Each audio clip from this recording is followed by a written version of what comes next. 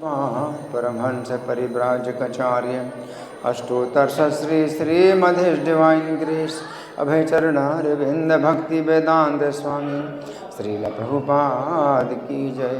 नित्य लीला प्रविष्ट ISKCON founder Acharya saviour of the whole world Srila Prabhupada की जय।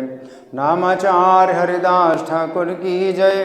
प्रेम से कहो श्री कृष्ण चैतन्य प्रभु नित्यानंद श्री अद्वैत गदाधर श्रीवासादि गौर भक्त वृंद की जय। श्री श्री राधा पार्थ सारथी ललिता विशाखा गोप गोपिका श्याम कुंड राधा कुंड गिरि गोवर्धन की जय। श्री श्री गौर निताई की जय। श्री श्री सीताराम लक्ष्मण हनुमान की जय। श्री श्री लक्ष्मी नरसिंह प्रहलाद महाराज की जय। समवेत भक्त वृंद की जय। अनंत कोटि वैष्णव वृंद की जय। इस्कॉन वर्तमानाचार्य वृंद की जय। श्री कात्यायनी व्रत महामहोत्सव की जय। गौर प्रेमानंदे all glories to assembled devotees, all glories to assembled devotees, all glory to assembled devotees, all glory to Sri Guru and Gauranga। हरे कृष्णा। तो आज एक विशेष महीना शुरू हो रहा है। कार्तिक का महीना समाप्त होता है तो उससे जो अगला महीना है उसके बाद जो दूसरा अगला महीना है वो शुरू हो रहा है आज के दिन। और ये महीना भी बहुत पवित्र है। कार्तिक के महीने के बाद जो अगला महीना होता है कौन सा होता है? मार्गशीर्ष। मार्गशीर्ष का महीना कार्तिक के महीने के बाद आता है मार्गशीर्ष का महीना। तो आज मार्गशीर्ष का महीना शुरू हो रहा है। तो हमारे वैष्णव कैलेंडर में लिखा हुआ है कात्यायनी व्रत प्रारंभ। कौन सा व्रत? कात्यायनी व्रत का प्रारंभ है। कार्तिक व्रत के बाद जो अगला महीना होता है वो कात्यायनी व्रत होता है ना। तो कात्यायनी व्रत हम लोग नहीं करते, लेकिन तो भी हमें इसकी चर्चा करनी चाहिए। ये पूरे महीने व्रत की कन्याओं ने किया था, है ना। तो व्रत की कन्याओं ने जो व्रत किया था, है ना, तो इसका सुनना बड़ा पवित्र है। इसकी कथा बड़ी पवित्र है। एक महीने के लिए आज से शुरू किया व्रत की कन्याओं ने, आज से जो है कात्यायनी व्रत शुरू किया था, है ना। तो हम सुनेंगे श्रीमद् भागवत का 10वां स्कंध है, अध्याय 22 है और अध्याय का नाम है कृष्ण द्वारा अविवाहिता गोपियों का चिरहरण। श्लोक संख्या 1 है। श्री शुकवाच हेमंते प्रथमे मासी नंद ब्रज कुमारिका चेरुर्हविष्यं भुंजाना कात्यायन्यर्चन व्रत। आप लोग मेरे पीछे बोल सकते हैं। बहुत पवित्र ये जो श्लोक है बहुत पवित्र है। आप लोग मेरे पीछे बोलिए, ठीक है। हेमंते प्रथमे मासी नंद ब्रज कुमारिका चेरुर्हविष्यं भुंजाना कात्यायन्यर्चन व्रत। श्री शुकोवाच हेमंते प्रथमे मासी नंद ब्रज कुमारिका चेरुर्हविष्यं भुंजाना कात्यायन्यर्चन व्रत। श्री शुकोवाच हेमंते प्रथमे मासी नंद ब्रज कुमारिका चेरुर्हविष्यं भुंजाना कात्यायन्यर्चन व्रत। अब मेरे पीछे शब्दार्थ बोलें। श्री शुकः उवाच। श्री सुखदेव गोस्वामी ने कहा हेमंते। हेमंत जाड़े की ऋतु में प्रथम मासी महीने में नंद महाराज के ग्वालों का गांव कुमारिका अविवाहित लड़कियों ने चेरुहु संपन्न किया हविष्यम बिना मसाले की खिचड़ी भुंजाना खाकर कात्यायनी देवी कात्यायनी का अर्चन व्रतम पूजा का व्रत। आप अनुवाद मेरे पीछे बोलिए। सुखदेव गोस्वामी ने कहा, हेमंत ऋतु के पहले मास में गोकुल की अविवाहिता लड़कियों ने कात्यायनी देवी का पूजा व्रत रखा। पूरे मास उन्होंने बिना मसाले की खिचड़ी खाई। तो तात्पर्य पढ़ने से पहले इस श्लोक को समझेंगे। सुखदेव गोस्वामी सुना रहे हैं ये कथा। सुखदेव गोस्वामी सुना रहे हैं। किसको सुना रहे हैं? परीक्षित महाराज को सुना रहे हैं। सुखदेव गोस्वामी ये कथा परीक्षित महाराज को सुना रहे हैं, है ना। सुखदेव गोस्वामी जानते हैं कितने पवित्र हैं, नैष्ठिक ब्रह्मचारी हैं, नैष्ठिक ब्रह्मचारी हैं, है ना। तो ये जो कथा है कितनी पवित्र होगी, सुखदेव गोस्वामी के मुख से निकल रही। नैष्ठिक ब्रह्मचारी हैं, है ना। तो कोई ये ना सोचे कि ये अविवाहिता कन्याएं जो है जो स्नान करती हैं, पूजा करती हैं देवी की, तो ये सब बातें उनको नहीं सुनानी चाहिए। नैष्ठिक ब्रह्मचारी सुखदेव गोस्वामी को नहीं सुनाना चाहिए। तो ऐसी बात नहीं है। ये जो कन्याएं हैं, ब्रज की कन्याएं हैं, ये जो कात्यायनी की पूजा करती हैं, इसमें बड़ा पवित्र भाव है, बहुत ही पवित्र भाव है। और इस भाव की पवित्रता का पता चलता है कि सुखदेव गोस्वामी स्वयं सुना रहे हैं कथा। सुखदेव गोस्वामी अगर सुनाएं कथा तो कितनी पवित्र होगी, है ना। तो सुखदेव गोस्वामी कहते हैं, हेमंते प्रथमे मासी, हेमंत का पहला महीना। तो ये जो आज से जो महीना शुरू हुआ है मार्गशीर्ष का, ये हेमंत का पहला महीना है। हेमंत एक ऋतु है, ठीक है ना। हेमंत एक ऋतु है। तो आप लोग जानते हैं कितनी ऋतुएं होती हैं साल भर में? 6 ऋतुएं होती हैं। और महीने कितने होते हैं साल भर में? 12 होते हैं महीने, है ना। तो साल में 6 ऋतुएं होती हैं और 12 महीने होते हैं। तो प्रत्येक ऋतु में कितने महीने हुए? 2 हुए ना। प्रत्येक ऋतु में 2 महीने हुए। तो कुल मिला के 6 ऋतुएं हैं। पहली ऋतु है बसंत, दूसरी है ग्रीष्म, तीसरी वर्षा, चौथी शरद, पांचवी हेमंत और छठवीं शिशिर, है ना। तो प्रत्येक ऋतु के 2-2 महीने हैं। पहली ऋतु है बसंत, है ना। तो शुरू के 2 महीने बसंत के हैं। कौन कौन से 2 महीने? चैत्र और वैशाख। चैत्र और वैशाख बसंत के 2 महीने हैं। फिर अगले 2 महीने जेठ आषाढ़ ग्रीष्म ऋतु। ग्रीष्म ऋतु के 2 महीने जेठ आषाढ़, ठीक है। फिर अगले 2 महीने श्रावण भाद्रपद, हैं, ये वर्षा ऋतु के। वर्षा ऋतु 2 महीने श्रावण और भाद्रपद। फिर अगले 2 महीने आश्विन कार्तिक। आश्विन कार्तिक ये हुए शरद ऋतु के 2 महीने। फिर अगले 2 महीने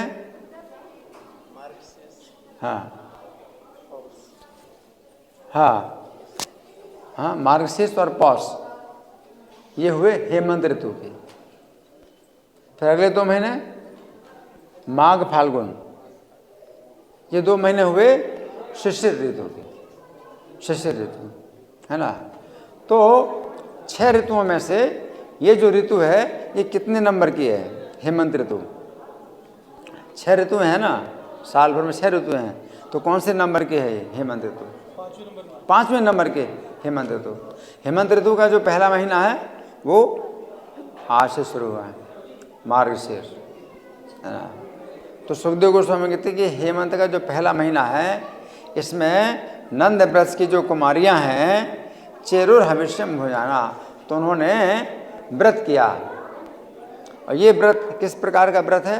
इसमें कोई उपवास नहीं है, उपवास नहीं है, इसमें है पूजन का व्रत है, पूजा का व्रत है। जैसे एकादशी को व्रत करते हैं, तो एकादशी व्रत करते हैं तो अन्न नहीं खाना, है ना, तो उसमें एक प्रकार से उपवास किया जाता है, एकादशी को उपवास किया जाता है, अन्न नहीं खाते हैं। और कुछ लोग इतना और आगे उपवास करते हैं तो केवल फल खा के रहते हैं, और ज़्यादा उपवास करते हैं तो केवल पानी पी के रहते हैं, और ज़्यादा उपवास करते हैं तो पानी भी छोड़ देते, निर्जल उपवास करते हैं। एकादशी का जो व्रत है वो उपवास का व्रत है, लेकिन ये जो कात्यायनी का व्रत है ये पूजा का व्रत है। इसमें पूजा का नियम होता है, इसमें पूजा का नियम होता है। और किसकी पूजा है? कात्यायनी की पूजा है ना। तो यहाँ पर चेरुर हविष्यम भुंजाना, और ये कात्यायनी की पूजा का व्रत करती हैं, और भोजन में एक परिवर्तन उन्होंने किया है, वो क्या है? हविष्य का भोजन ग्रहण करती हैं, केवल हविष्य का भोजन ग्रहण करती हैं। हविष्य का भोजन बहुत पवित्र होता है। अगर आप भोजन में बहुत मसाले मिर्च अगर डालते हैं तो वो रजोगुणी बन जाता है, और रजोगुणी के कारण रजोगुणी विचार पैदा होते हैं, है ना। जैसा खाए अन्न वैसा बने मन।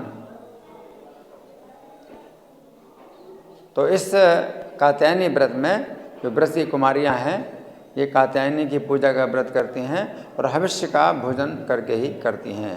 अब हम सुनेंगे प्रभुपाद का तात्पर्य नहीं है, प्रभुपाद के शिष्यों का तात्पर्य है।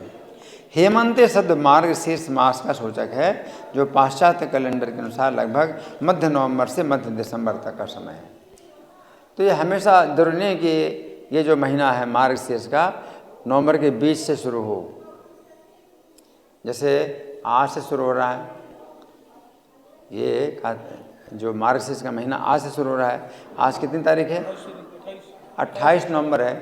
28 तो नवंबर के अंतिम दिनों से शुरू हो रहा है, लेकिन अक्सर नवंबर के बीच से शुरू होता है, लेकिन जरूरी नहीं है कि नवंबर के बीच से शुरू हो।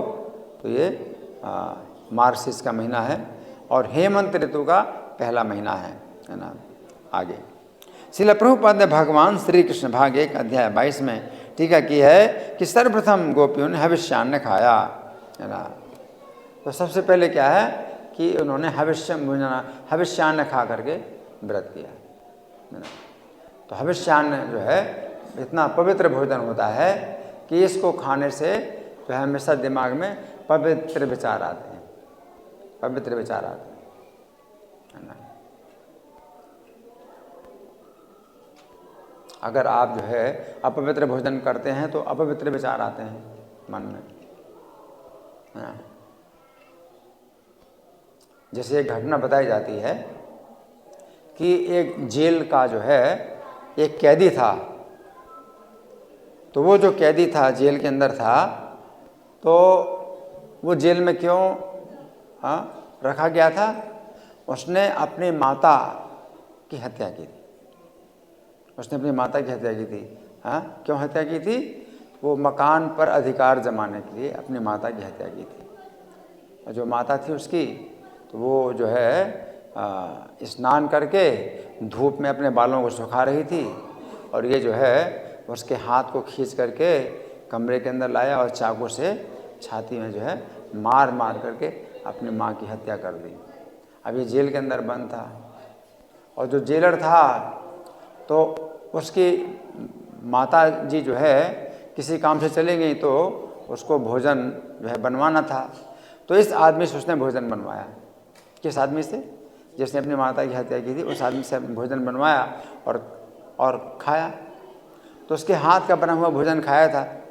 अब क्या हुआ कि वो रात में सपना देखता है, तो वही बार बार दिखाई पड़ता है कि वो अपनी माता की हत्या कर रहा है। जो जेलर अपनी माता की हत्या कर रहा है, और वो बार बार परेशान हो रहा है कि ऐसा क्यों बार बार आ रहा है मुझको विचार कि मैं अपनी माता की हत्या कर रहा हूँ। तो फिर बाद में पता चला कि उसने जिसके हाथ से भोजन बनवा के खाया था, तो उस व्यक्ति ने क्या किया था, अपनी माता की हत्या की थी, है ना।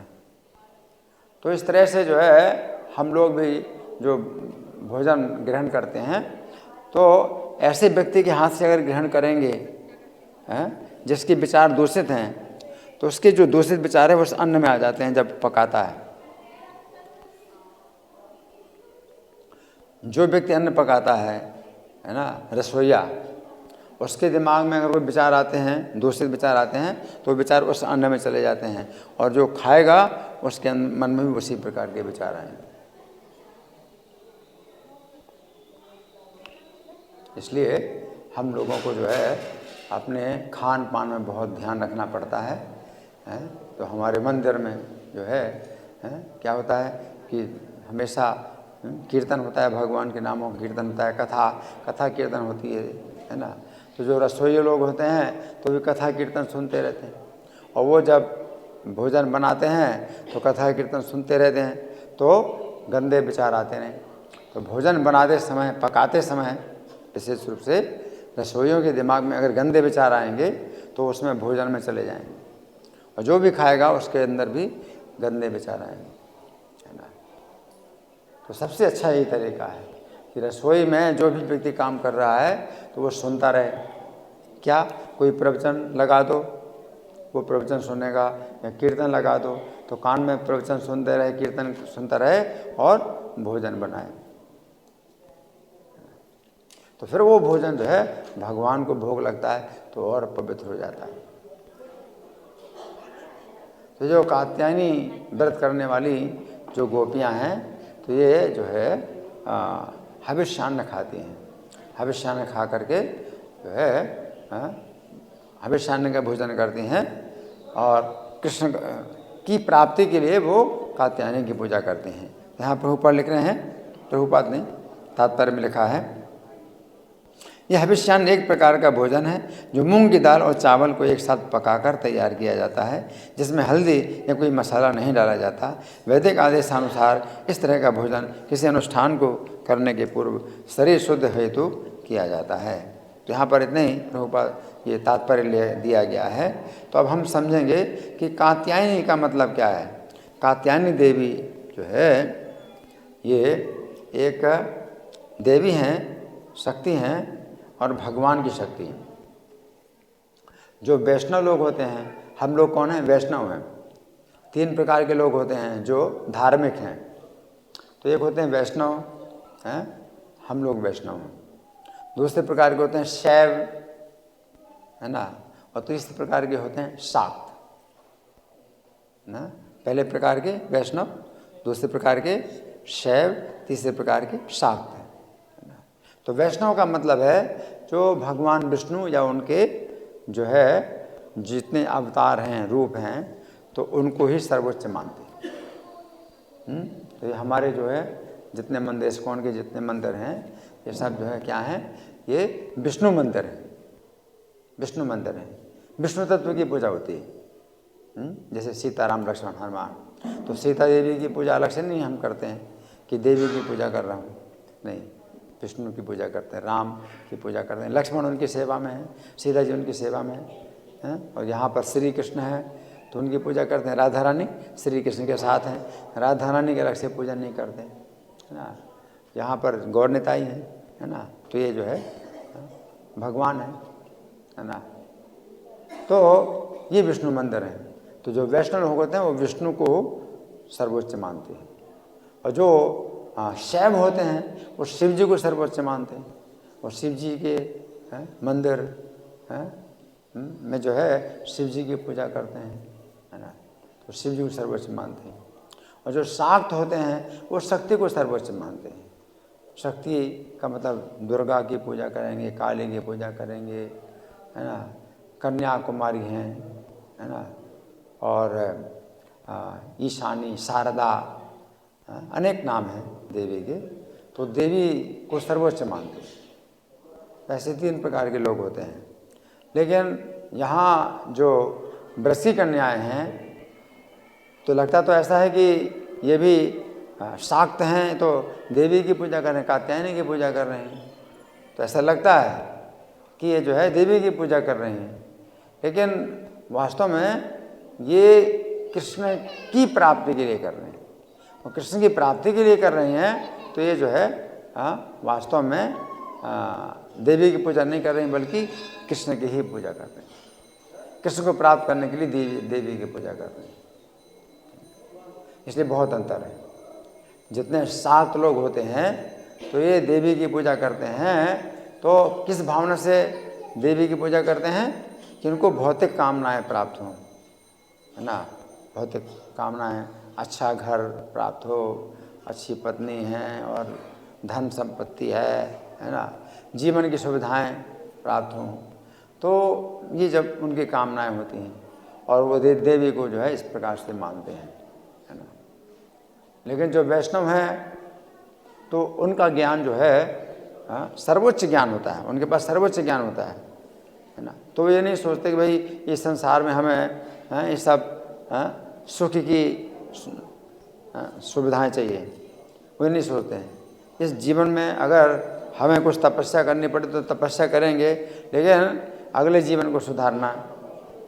तो जो वैष्णव होते हैं उनका दृष्टि जो है दूर की होती है। वो दूर का सोचते हैं कि हमें क्या करना है, हमें अगले जीवन का भी जो है क्या करना है, सुधारना है, अच्छी गति प्राप्त करना है ना।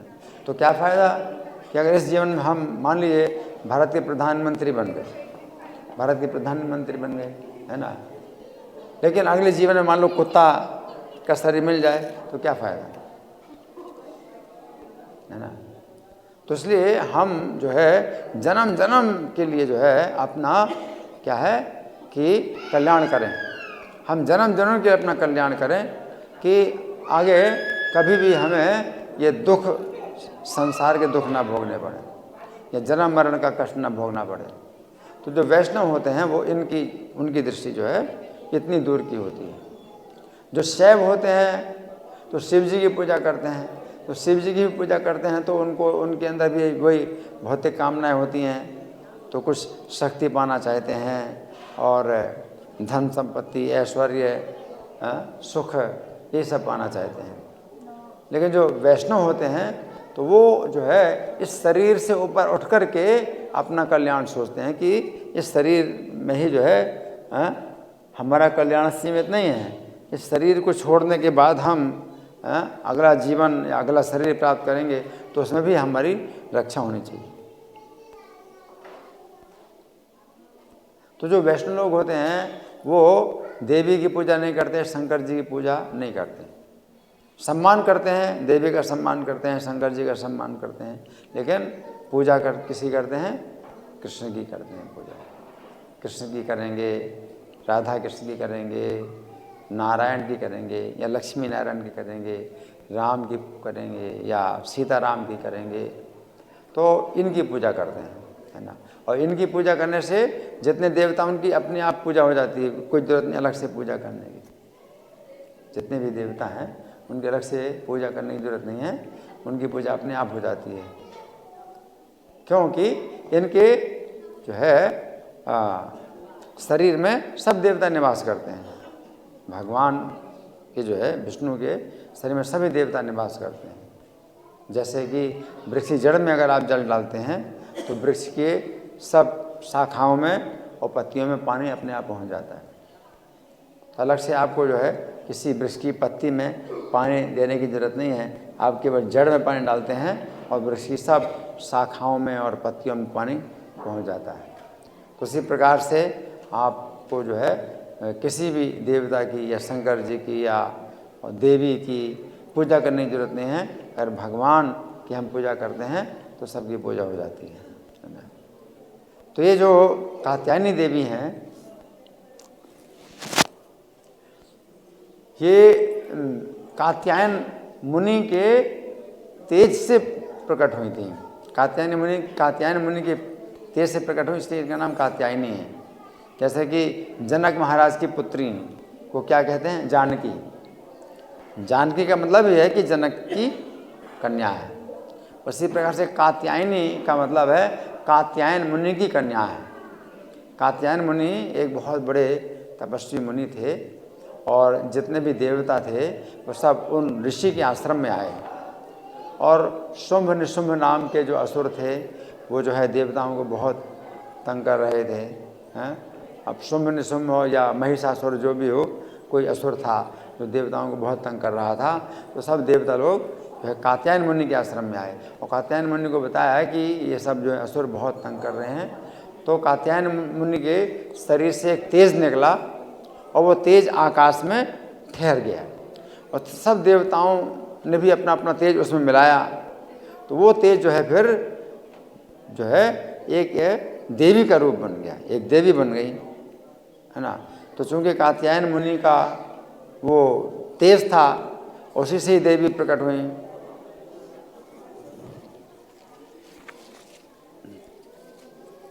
इसलिए इनको कात्यायन मुनि की कन्या माना जाता है और क्या कहा जाता है? कात्यायनी, है ना। तो ये कात्यायनी भी जो है देवताओं की रक्षा के लिए असुरों का वध करती हैं, है ना। तो यहाँ पर जो व्रत की कन्याएं हैं कात्यायनी का व्रत करती हैं और हविष्य भोजन केवल खा करके व्रत करती हैं। अब कुछ तमोगुणी लोग होते हैं तो वो जो है देवी को जो है शराब चढ़ाते हैं या मांस चढ़ाते हैं, है ना। तो वो जो उनकी पूजा होती है वो तमोगुणी पूजा होती है। अशुद्ध चीज़ों का भोग लगाते हैं, शराब है, मांस है ना। तो वो जो है तमोगुणी पूजा है। और जो बड़े अशुद्ध विचार के लोग होते हैं वो इस प्रकार की पूजा करते हैं, जिनकी जो है मांस खाने की इच्छा होती है वो देवी को मांस का भोग लगाते हैं, है ना। तो ये जो है इस प्रकार की पूजा नहीं है। ये व्रत की कन्याओं की जो पूजा है इस प्रकार की नहीं है। उनका भोजन बहुत शुद्ध है और जो कुछ भी उनको भोग लगाते हैं वो शुद्ध वस्तुओं का भोग लगाते हैं, अशुद्ध चीज़ों का नहीं। तो जो लोग अशुद्ध चीज़ों का भोग लगाते हैं, काली को जो है चढ़ाते हैं, मांस चढ़ाते हैं, तो ऐसे लोगों के लिए शास्त्र में बताया गया है कि हाँ, अगर तुम्हारी मांस खाने की इच्छा है तो काली को जो है भोग लगा करके खाओ मांस। लेकिन ये जो है शास्त्रों का ये जो है सिद्धांत नहीं है। ये शास्त्रों का सिद्धांत नहीं कि आप मांस खाएं।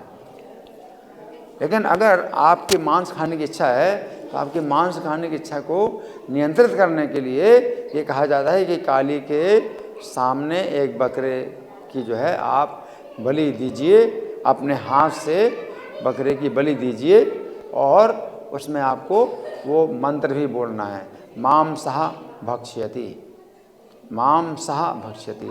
तो मांस जो बोलते हैं वास्तव में पूरा शब्द क्या है? माम सह भक्ष्यति, भक्ष्यति है कि चूँकि आज मैं इसको खा रहा हूँ तो अगले जीवन में ये मुझे खाएगा, माम सह का ये। अब शास्त्र ने जो है ये कहा कि भाई इस मंत्र को आप बोलो और तब आप काली के सामने आप जो है मांस चढ़ाओ, भोग लगाओ और बकरे को भी काटो, अपने हाथ से काटो, है ना। तो आजकल की जो है ना ये विधि, ये शास्त्र के अनुसार नहीं है कि जो है कसाई खाने अलग से खोले जाएं और कटा हुआ मांस जो है बेचा जाए। क्योंकि कटा हुआ मांस बेचा जाता है और जो बना मांस खाते हैं होटलों में, तो उनको तो पता ही नहीं चलता कि एक पशु को जो कितनी पीड़ा हुई है जो पशु को काटा गया। लेकिन अगर आप मांस खाना चाहते हैं तो आप अपने हाथ से पशु को काटो और ये बोलो कि जैसे मैं इसको काट रहा हूँ अगले जीवन में ये मुझे काटेगा। तो इससे क्या होगा, आपके दिमाग में कैसा लगेगा कि मैं क्यों कर रहा हूँ ऐसा, तो आप खुद ही छोड़ दोगे। तो शास्त्रों ने जो ये सब जो विधि बताई, अमावस्या की रात में ही करो। महीने में एक बार आती है अमावस्या, तो महीने में एक अमावस्या की रात आती है, उसी दिन करो। तो इसमें भी बड़ा नियंत्रण किया कि रोज़ रोज़ नहीं खा सकते आप मांस, महीने में एक बार ही खाओ। और वो भी काली के मंदिर के सामने आप उसको अपने हाथ से काटो पशु को, और ये बोलो कि ये मुझे भी खाएगा। तो काली के सामने काटेंगे तो खुद कुछ शुद्ध भावना आएगी ही, शुद्ध विचार आएंगे, और फिर आप काट रहे हैं तो ये भी मुझे अगले जन्म में काटेगा। तो आपको लगेगा ना कि भाई मैं देखो कैसे काट रहा हूँ इस पशु को, और ये पशु की मैं हत्या कर रहा हूँ, और ऐसे मेरी भी हत्या की जाएगी, तो फिर क्यों करें। तो शास्त्रों ने इस प्रकार से जो आदेश दिया है कि काली को जो है मांस का भोग लगा करके खाओ, और मांस खाना है।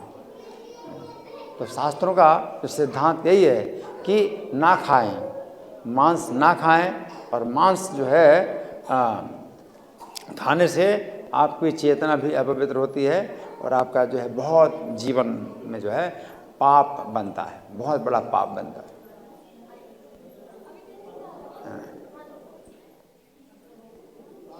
लेकिन ये जो ब्रज की कन्याएं हैं, ये कात्यायनी की पूजा करती हैं। क्यों कात्यायनी की पूजा करती हैं कि श्री कृष्ण, वैसे तो हम लोग कृष्ण की पूजा कर रहे हैं, हम लोग कृष्ण की पूजा कर रहे हैं, और अगर हमारी कोई भी मन में इच्छा हो कि कृष्ण हमारे पुत्र बने, या कृष्ण हमारे स्वामी बने, हम कृष्ण की सेवा करें और कृष्ण के साथ अपना कुछ संबंध बने, तो हम कृष्ण की ही पूजा कर सकते हैं कि आप हमारे जो है पुत्र बनिए, या हमारे मित्र बनिए, या हमारे पिता बनिए, जो भी है हम कृष्ण की पूजा कर सकते हैं किसी भाव से। तो ये जो ब्रज की कन्याएं हैं, ये भी कृष्ण की पूजा कर सकती थी। कृष्ण को अगर पति बनाना चाहती तो कृष्ण की पूजा करती, तो इन्होंने ऐसा क्यों नहीं किया। तो इसका उत्तर ये है कि कृष्ण उस समय साक्षात जो है मनुष्य की लीला कर रहे हैं। हरि बोल बच्चे, तो कृष्ण जो है साक्षात मनुष्य की लीला कर रहे हैं, और ब्रज के एक जो है बालक की लीला कर रहे हैं, है ना। किसके बच्चे हैं, हरि बोल, किसके बच्चे ले जाओ, आपकी जिम्मेदारी है, बच्चे बिल्कुल कथा में बाधा न डालें। तो मैं क्या कह रहा था,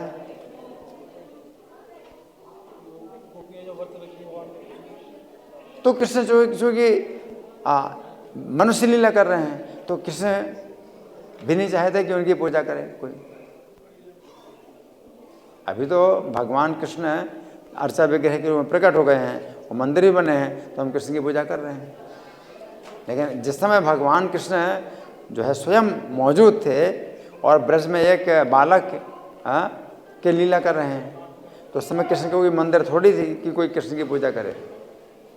तो ब्रज की कन्याएं कृष्ण की पूजा कैसे करेंगे, इसलिए उन्होंने देवी की पूजा की। तो वो देवी की पूजा कर रही हैं, है ना। लेकिन मांग क्या रही हैं, मांग क्या रही हैं कि कृष्ण को हमारा पति बनाओ, कृष्ण हमारे पति बने। इस भावना से वो देवी की पूजा कर रही हैं, तो उनके दिमाग में तो कृष्ण का ही विचार आ रहा है। हरि बोल, बातें नहीं, बिल्कुल शांत। तो उनके दिमाग में तो कृष्ण ही है, कृष्ण मानसा, उनके मन में कृष्ण ही है केवल। देवी की पूजा इसलिए नहीं कर रहे हैं कि देवी से अपना कोई संबंध बनाना है ना। वो ये देवी की पूजा इसलिए नहीं कर रहे हैं कि देवी हम जन्म जन्म में हम तुम्हारी पूजा करें, ऐसे नहीं है। इसलिए वो देवी की भक्त नहीं है, वो कृष्ण की भक्त है। जैसे मान लीजिए कि आप जो है बाज़ार में जाते हैं, है ना, तो दुकानदार से आप जो है कुछ सामान लेते हैं, तो आपकी जो ज़रूरत है आप दुकानदार से लेते हैं, उसको पैसा देते हैं, तो आपका दुकानदार से कोई संबंध नहीं है। आपको तो वो चीज़ चाहिए ना उस दुकानदार से, तो आपने वो चीज़ ली है, बाकी हमें दुकानदार से कोई मतलब नहीं होता है। उसी प्रकार से जो ब्रज की कन्याएँ हैं, ये कात्यायनी की पूजा जरूर कर रहे हैं, ये कात्यायनी से उनका कोई संबंध नहीं है। वो तो हाथ जोड़ करके प्रार्थना करती हैं कि कृष्ण हमारे पति बन जाएं। और फिर वो पूजा केवल 1 महीने के लिए है। वो पूजा नहीं कि भाई हम जो है जीवन भर उन्हीं की पूजा करें। 1 महीने के लिए पूजा है। और जीवन भर तो कृष्ण का ही सेवा करना, जीवन भर कृष्ण की सेवा करना। केवल कृष्ण को अपना पति बनाने के लिए वो पूजा कर रही हैं। लेकिन ये पूजा वो चीज़ नहीं है कि भाई हमारा जो है वो जीवन बन जाए। लेकिन हम लोग जो कृष्ण की पूजा कर रहे हैं वो हमारा जीवन है। हमेशा कृष्ण की पूजा करना, कृष्ण की पूजा कभी नहीं छोड़ना। लेकिन जो व्रती कन्याएं हैं वो देवी की पूजा कर रही हैं, लेकिन 1 महीने के लिए कर रहे हैं केवल। और 1 महीने में उनका कार्य सफल होना चाहिए। और क्या कार्य सफल होना चाहिए? कि कृष्ण उनको पति रूप में प्राप्त हो जाए। और कृष्ण पति रूप में प्राप्त हो गए फिर उनको देवी से कोई मतलब नहीं। इसलिए देवी की उन्होंने मूर्ति भी नहीं बनाई है, या देवी का कोई मंदिर भी नहीं है। आगे चल कर के आएगा कि सकतीम, वो यमुना की रेता से देवी की मूर्ति बनाती हैं। तो रोज़ यमुना की रेता से देवी की मूर्ति बनाती हैं और फिर यमुना जल में उसको विश्राम भी करा देती हैं। तो उसमें ये भी नहीं है कि भाई जैसे यहाँ पर भगवान के अर्चा विग्रह हैं तो आज पूजा करिए कल पूजा ना करें, तो ये नहीं चलेगा। यहाँ तो हमेशा आपको पूजा करनी पड़ेगी। लेकिन देवी की पूजा ऐसे नहीं है कि अब शाम को ही पूजा करना पड़ेगा, भोग लगाना पड़ेगा, नहीं। उन्होंने जब समय पूजा करना है तो बालू का से बना ली मूर्ति और फिर पानी में ही जो है उसको जो है विश्राम करा दिया। तो फिर कुछ नहीं है कि भाई दोबारा करोगे, शाम को करोगे, रात को शयन कराओगे, कुछ नहीं है। यहाँ तो हमें भगवान को रात को भी शयन कराना होता है, फिर मंगल आरती में उठाना है, कई बार भोग लगाना, कभी तो ऐसा कुछ भी नहीं। यहाँ पर बताया गया है कि चेरुर हविष्यम भुंजाना काते हैं नर्तन व्रतन, है ना। तो इस संबंध में कुछ और भी बातें हैं मैं बताऊंगा कि भगवान कृष्ण जो है जिस समय अवतार लेते हैं, अभी तो भगवान इस समय करीब 7 वर्ष की अवस्था के हैं। 7 वर्ष की अवस्था के हैं भगवान। और जो व्रत की कन्याएं हैं वो उनको अपना पति बनाना चाहती हैं, है ना। 7 वर्ष से भी अवस्था कम अवस्था है भगवान की, है ना। लेकिन जब भगवान ने जन्म नहीं लिया था, जब श्री कृष्ण ने जन्म नहीं लिया था, है ना, तो उस समय भगवान जो है इस देवी को आदेश देते हैं। श्री कृष्ण ने जन्म नहीं लिया, श्री कृष्ण अपने परम धाम में है, विराजमान है। अभी माता देवकी के गर्भ में नहीं आए, बल्कि माता देवकी के गर्भ में बलराम जी हैं। माता देवकी के गर्भ में बलराम जी हैं और श्री कृष्ण जो है उस समय योग माया को आदेश देते हैं। भगवान ने योग माया को आदेश दिया। क्या आदेश दिया? गच्छ देवी ब्रजम भद्रे गोप गोभीरलंकृतम, कि हे देवी तुम ब्रज में जाओ, तुम ब्रज में जाओ जहाँ पर गौएं और गोपियों की बड़ी शोभा होती है। रोहिणी वसुदेव से भार्य आस्ते नंद गोकुल, तो रोहिणी जो है वहाँ पर रहती हैं ब्रज में, जो वसुदेव की पत्नी है और नंद के घर में रहती हैं।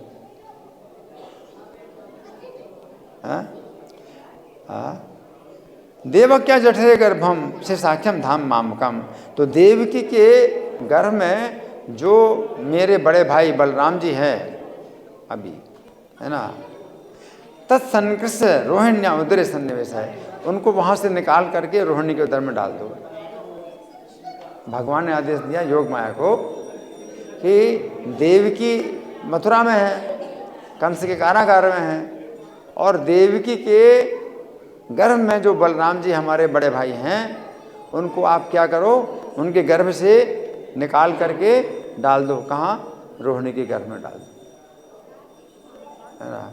ऐसा भगवान कहते हैं उदरे सन्निवेश है। फिर भगवान कहते हैं कि तुम फिर क्या करो, तुम फिर यशोदा की पुत्री बनो। फिर भगवान योग माया से कहते हैं कि तुम यशोदा की पुत्री बनो, है ना। और मैं क्या करूँगा, मैं देवकी का पुत्र बनूंगा, है ना, मैं देवकी का पुत्र बनूंगा, है ना।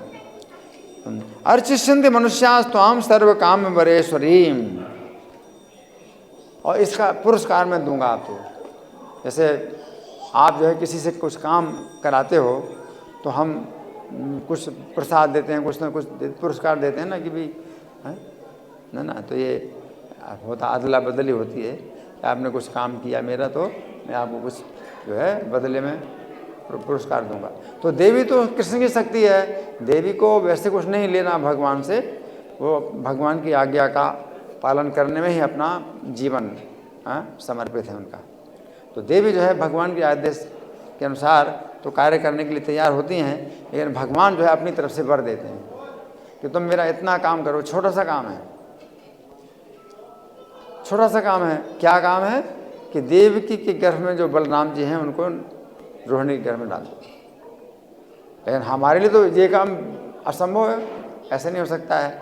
आज की जो है सर्जरी में भी जो है कोई ऐसा नहीं कर सकता कि किसी माता के गर्भ में जो बच्चा है निकाल के दूसरी माता के गर्भ में डाल दें। आज की सर्जरी में भी ये नहीं हो सकता। लेकिन योग माया के लिए तो जरा सा काम है, कुछ भी परिश्रम नहीं है ना।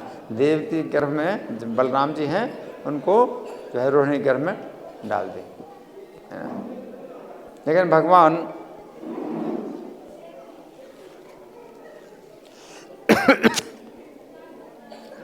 इस छोटे से काम के लिए बहुत बड़ा पुरस्कार देते हैं। भगवान बहुत बड़ा पुरस्कार देते हैं। क्या कहते हैं, अर्चिष्यन्ते मनुष्यास्त्वां सर्व काम वरेश्वरीम, कि मनुष्य लोग जो है तुम्हारी पूजा करेंगे, तुम्हारी पूजा करेंगे। तुम सब कामनाओं को देने वाली मान करके तुम्हारी मनुष्य लोग पूजा करेंगे। धूपोपहार बल भी सर्व काम वर प्रदाम, कि तुम जो है सब प्रकार की इच्छाएं पूरी करने वाली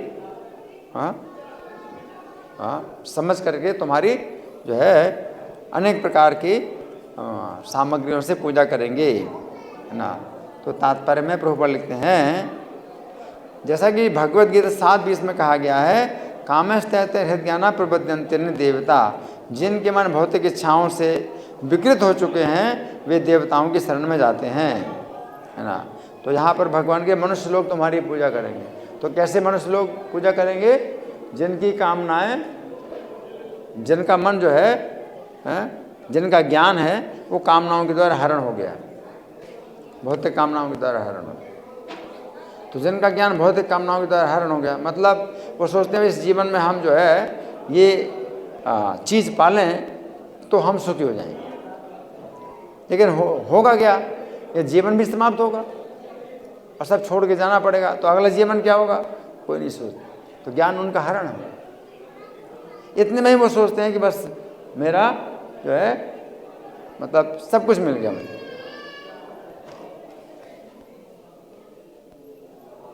कोई जो है मान लो पुत्र मांग रहा है, कोई पत्नी मांग रहा है, कोई धन मांग रहा है, कोई मकान मांग रहा है।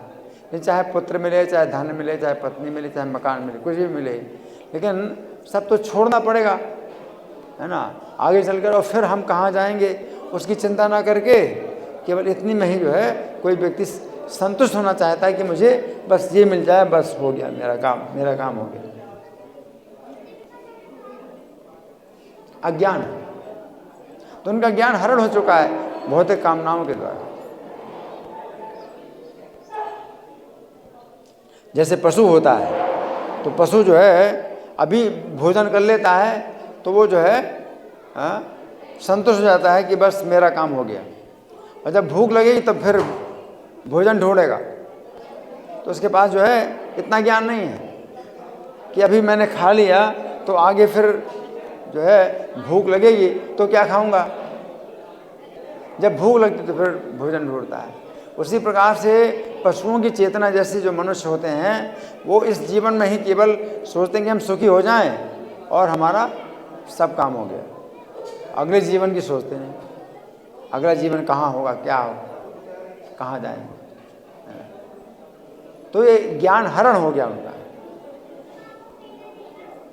अभी आज की शिक्षा में तो अगला जीवन मानते ही नहीं है। ये तो बहुत बड़ा ज्ञान है, लेकिन पहले के समय में अगला जीवन मानते भी थे, लेकिन तो भी इस पर विचार नहीं करते, तो वो ज्ञान हरण हो गया। आजकल की शिक्षा में तो ज्ञान ही नहीं है, अज्ञान है। आज की शिक्षा में क्या बताते हैं?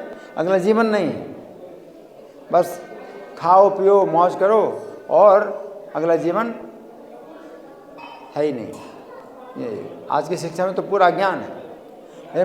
लेकिन पहले के जीवन में ये ज्ञान होता था, ये ज्ञान होता था, अगला जीवन है, लेकिन ज्ञान वो हरण हो जाता है भौतिक कामनाओं के द्वारा।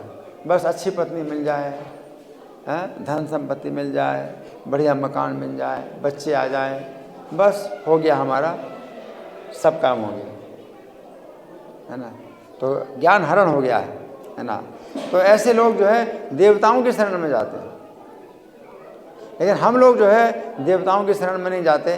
वैष्णव लोग देवताओं की शरण नहीं लेते हैं। ये सब कामनाओं के कारण हम भगवान की शरण लेते हैं। अब भगवान जो है हमारी जो कामनाएं हैं वो पूरी करें या ना करें, लेकिन रक्षा करेंगे अगले जीवन में, तो वो ज़्यादा बड़ी आवश्यकता है हमारी।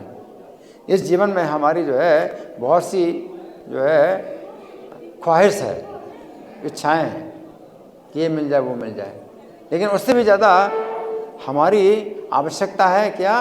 कि रक्षा हो, अगले जीवन में अच्छी गति मिले, दुर्गति ना हो।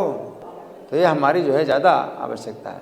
तो भगवान हमारी उस आवश्यकता की पूर्ति करते हैं, इसलिए इच्छा की पूर्ति नहीं करते। इच्छा हमारी बहुत होती है।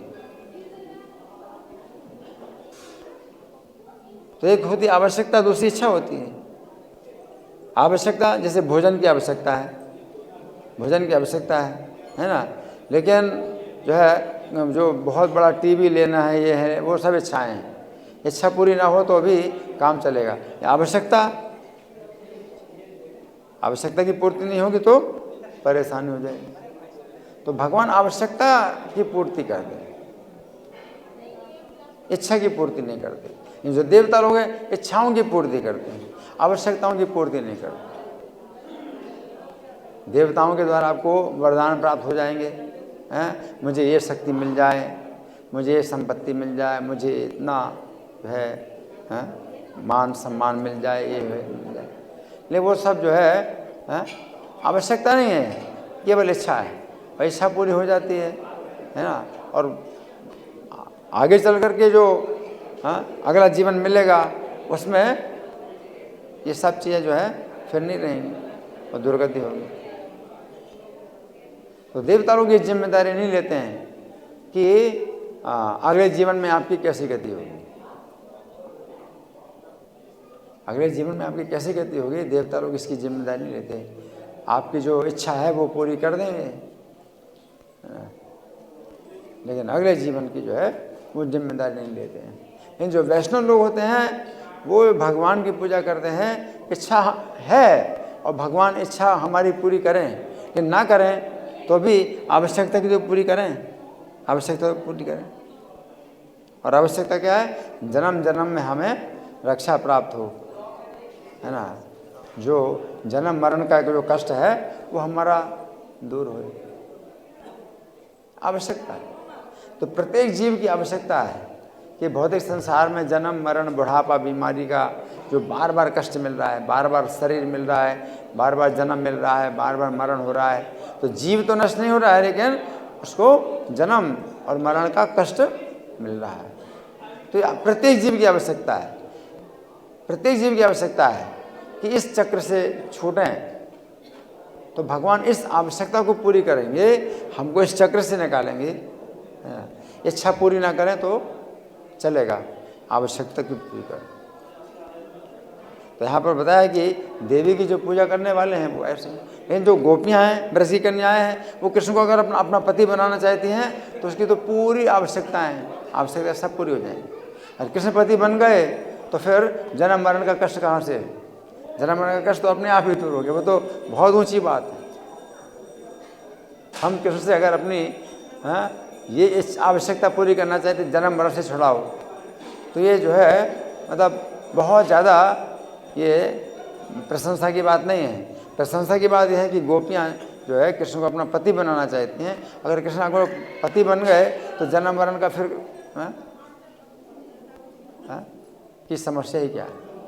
जन्म मरण की कोई समस्या ही नहीं है। वो कृष्ण की सेवा मांगते हैं।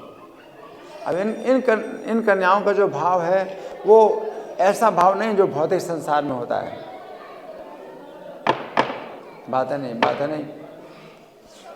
जो भौतिक संसार में अगर कोई स्त्री है, मान लो पति चाहते हैं मुझे अच्छा पति मिले, तो अच्छा पति मिले तो वो उनकी जो है भौतिक कामना है। कोई स्त्री अगर अपने अच्छा पति मांगती है तो वो क्या सोचती है कि वो पति जो है मुझको जो है धन देगा, मुझे पुत्र देगा, मुझे घर देगा और मेरी बहुत सी और आवश्यकताएं हैं, गहने हैं, वस्त्र हैं, सब मिलेंगे। तो वो जो है मतलब ये भौतिक आवश्यकताएं हैं। लेकिन जो कन्याएं हैं कृष्ण को अपना पति बनाना चाहती हैं तो वो इसलिए नहीं पति बनाना चाहती कि उनसे उनको जो है पुत्र मिलेगा और उनको धन संपत्ति घर मकान मिलेगा, नहीं।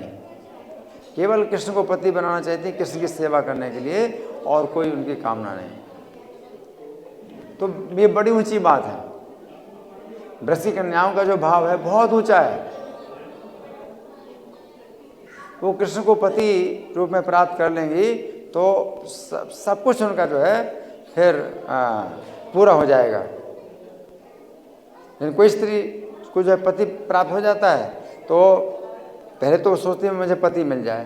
लेकिन पति मिल जाता है तो उसकी और कामनाएं, इच्छाएं होती हैं, और भी इच्छाएं होती हैं कि अब ये घर होना चाहिए, ये जो है बढ़िया मकान होना चाहिए, इसमें जो है सब फ्रिज होना चाहिए, ये टीवी होना चाहिए, यहाँ सब मोबाइल चाहिए, ये चाहिए, वो चाहिए, कितनी चीज़ें चाहिए। तो केवल पति से काम नहीं चलेगा। अब तो पति मिल गया तो फिर क्या क्या चाहिए, बहुत कुछ चाहिए। तो भौतिक कामना इस तरह की होती है कि एक इच्छा आपकी पूरी होए तो और इच्छाएं और पैदा हो जाए, नई नई इच्छाएं पैदा होती हैं। लेकिन कृष्ण की भक्ति में जो ब्रज की कन्याएं कृष्ण को अगर अपना पति अगर वो चाहती हैं कृष्ण हमारे पति बने, तो फिर वो क्या चाहती हैं? जन्म जन्म आप हमारे पति बनिए, जन्म जन्म आप हमें अपने साथ रखिए, बस। और कोई इच्छा नहीं। तो ये बहुत जो है प्रशंसा की बात है। ये जो ब्रज की कन्याएं हैं ये भगवान की जो है प्राप्ति के लिए, भगवान को अपना पति बनाने के लिए जो कात्यायनी की पूजा करती हैं, तो ऐसे देखने में लगता है कि ये देवी की पूजा कर रही हैं। लेकिन किस लिए कर रही हैं उस पर बहुत अंतर पड़ जाता है कि किस लिए कर रही हैं। कृष्ण को अपना पति बनाना चाहती हैं तो कितनी बड़ी मतलब भक्ति है। और कृष्ण उनकी इस भाव से प्रसन्न हो गए, उनकी इस पूजा से प्रसन्न हो गए। नहीं तो कृष्ण निंदा करते हैं, देवताओं की पूजा की निंदा कर रहे हैं कृष्ण, क्योंकि उनका ज्ञान कामनाओं से हरण हो गया है और वो जो है फिर देवताओं से ये चीज़ें मांगते हैं और वो जो है सब नष्ट हो जाता है, सबको नष्ट हो जाता है। और फिर अगर जाएंगे देवता की तो देवता के लोक में जाएंगे, लेकिन जानती मध्यात्म जो मेरे भक्त हैं वो मेरे धाम में आएंगे, तो कृष्ण के धाम में, कृष्ण के लोक में जाएंगे। तो इस जीवन के अंत में जो देवताओं की पूजा करते हैं वो देवताओं के लोक में जाएंगे, और कृष्ण की पूजा करते हैं वो कृष्ण के लोक में जाएंगे। तो कितना बड़ा अंतर है। कृष्ण के लोक में जाएंगे तो कभी भी वापस नहीं आएंगे, जन्म मरण के बंधन में नहीं पड़े। तो जो ब्रज की कन्याएं हैं वो जन्म जन्म में जो है कृष्ण का जो है संग चाहती है। जन्म जन्म में उनको कृष्ण की संगति चाहिए कि हमेशा आपके साथ रहे। तो कृष्ण के धाम में जाएंगे। अगर कृष्ण आएंगे कभी इस पृथ्वी पर तो वो भी जन्म लेंगे, तो कृष्ण के ही जो है संगति में वो जो है हमेशा रहना चाहती हैं और उनको कुछ नहीं चाहिए, कि बढ़िया घर चाहिए, बढ़िया मकान चाहिए, हैं, और गहने चाहिए, वस्त्र चाहिए, और कुछ नहीं चाहिए, केवल कृष्ण चाहिए, उनकी संगति चाहिए, उनकी सेवा। तो सेवा की भावना है। तो ये ब्रज की कन्याएं जो है इतना उनका जो है ऊंचा भाव है, जबकि हैं छोटी छोटी कन्याएं, हालांकि छोटी छोटी कन्याएं हैं, है ना, और शिक्षित भी नहीं हैं, लेकिन इतने बड़े विद्वान सुखदेव गोस्वामी उनकी जो है प्रशंसा कर रहे हैं कि वो कृष्ण की पूजा कर रही हैं इस भाव से। कितनी ऊंची बात है। बड़े बड़े विद्वानों के अंदर जो है भौतिक कामनाएं होती हैं और ज्ञान उनका हरण हो जाता है, और इनके अंदर कुछ भी ऐसा नहीं है, हैं? ये कुछ नहीं सोचती हैं ऐसा, इतना विद्वान नहीं है, बहुत शिक्षित नहीं है, तो भी कृष्ण की पूजा करने केवल इसी भाव से पूजा कर रहे हैं कि कृष्ण हमको जो है पति रूप में प्राप्त हो।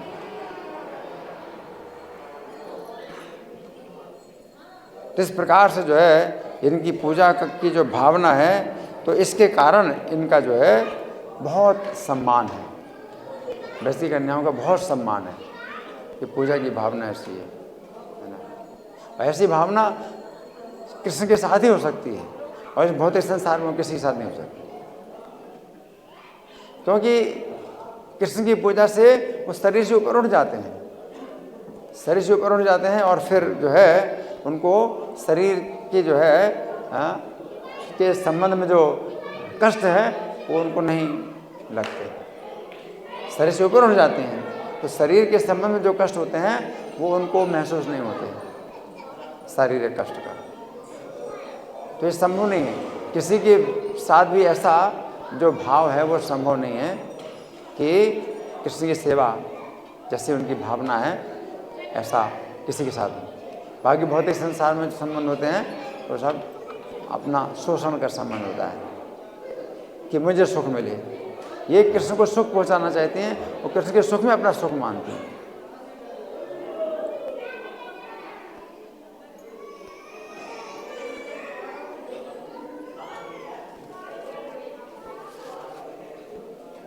तो कृष्ण के सुख में ही अपना सुख मानना, और कृष्ण जैसे चाहे वैसे रहेंगे, और कृष्ण के जो है दासी बनना चाहती हैं, कृष्ण की दासी बनना चाहती हैं। तो इसमें केवल एकमात्र जो है सुख क्या है, सेवा, कि कृष्ण की सेवा मिले और कृष्ण की प्रसन्नता ही अपना सुख। बहुत ज़्यादा इनका जो है निकट का संबंध है, भगवान के साथ बहुत निकट का संबंध, और कुछ नहीं चाहते। तो हमारे लिए जो है ये अध्ययन की बात होती है, हमें अध्ययन करना है इस चीज़ का, हमें इसको जो है सीखना है, हमको सुनना है ना, कि इनकी छोटी छोटी कन्याएं हैं लेकिन इनका जो भाव है कितना ऊंचा है ना, ये जो है गहराई है, इसमें बहुत गहराई है ना।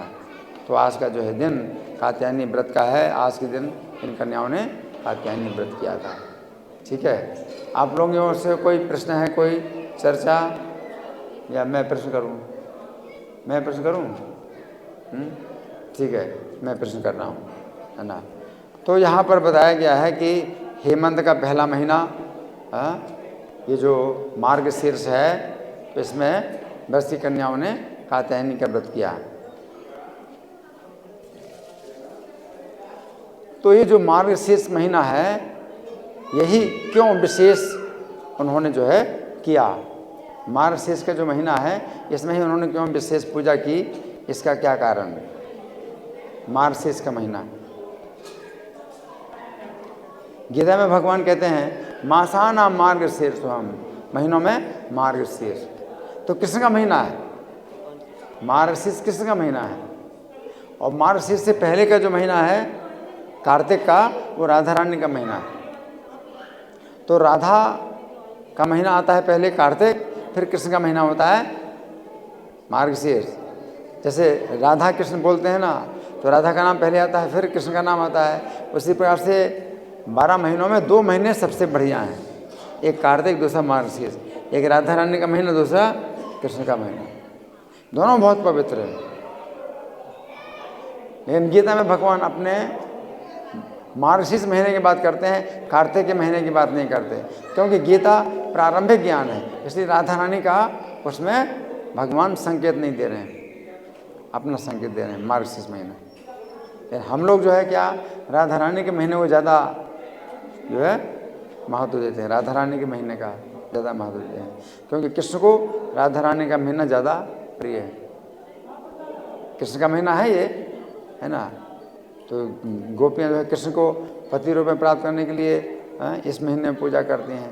लेकिन ये जो कार्तिक का महीना है, ये राधा रानी का महीना है, तो राधा रानी कृष्ण की प्राप्ति कराती हैं, तो ये जो है कार्तिक का महीना है। तो हम लोगों का जो है एक नियम होता है कार्तिक का, इसका नियम नहीं है। लेकिन मार्गशीर्ष के महीने में हम चर्चा कर सकते हैं कि गोपियों ने नियम बनाया था इस महीने में विशेष रूप से, ठीक है ना। धन्यवाद। श्री कार्तिक कात्यायनी व्रत महामहोत्सव की जय, श्रील प्रभुपाद की जय। हरे कृष्णा।